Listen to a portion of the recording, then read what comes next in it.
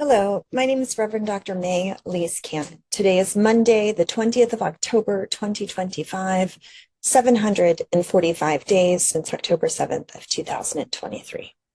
While Israel accused Hamas of killing two soldiers yesterday on Sunday, thereby violating the truce, President Trump said that it was possible that Hamas leadership was not involved in those attacks.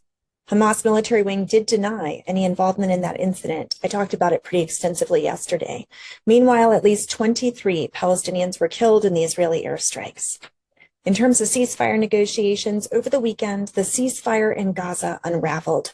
Israel accused Hamas of violating the agreement, and in response, it resumed bombing of the enclave, and it temporarily suspended the delivery of aid. By last night, however, Israel had said that it began the renewed enforcement of the ceasefire. We are praying and advocating that it would continue to hold. President Trump told reporters on board Air Force One late yesterday, Sunday, that the ceasefire was still in effect. I also thought that the summary of where the situation is in terms of the hostages might be helpful. This is from a genocide essay by the Israeli-born genocide and Holocaust scholar Omer Bartov. And he talked about how of the hostages that were taken captive on October 7th, the majority of them this was even before the 20 were released last week, about how the majority had been released. And so there was a ceasefire between November 24th and December 1st, 2023. That first ceasefire saw the release of 80 hostages. Then January 19th to March 18th of 2025, an additional 30 hostages were released.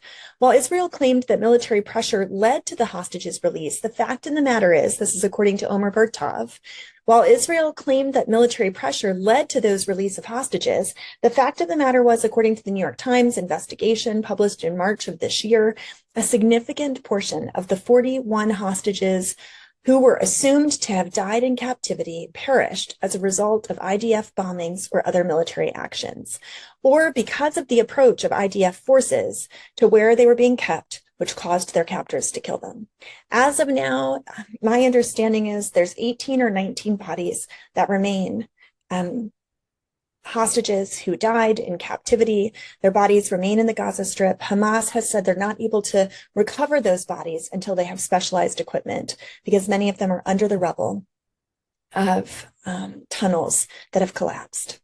Yemen's Houthi rebels detained 20 UN employees in Sana'a, the country's capital. They're holding 5 Yemenis and 15 international workers, but they released 11 others after questioning them yesterday.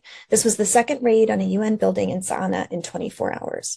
President Trump's special envoy, Steve Witkoff, and his advisor, son-in-law Jared Kushner, returned to Israel this week. They're there to oversee the ceasefire agreement. In terms of Christian updates, tonight we have an event with the 21st Wilberforce, where Churches of Middle East Peace is being given an award for international religious freedom. Please see the press release about that. We're honored to receive that award. It's called the Frank Wolf International Freedom Award. That's what we will be doing tonight, advocating for the human rights and liberties of all people, whatever their religious practice, tradition, or nationality. May God go before us, and may peace come quickly. In the name of Christ, amen.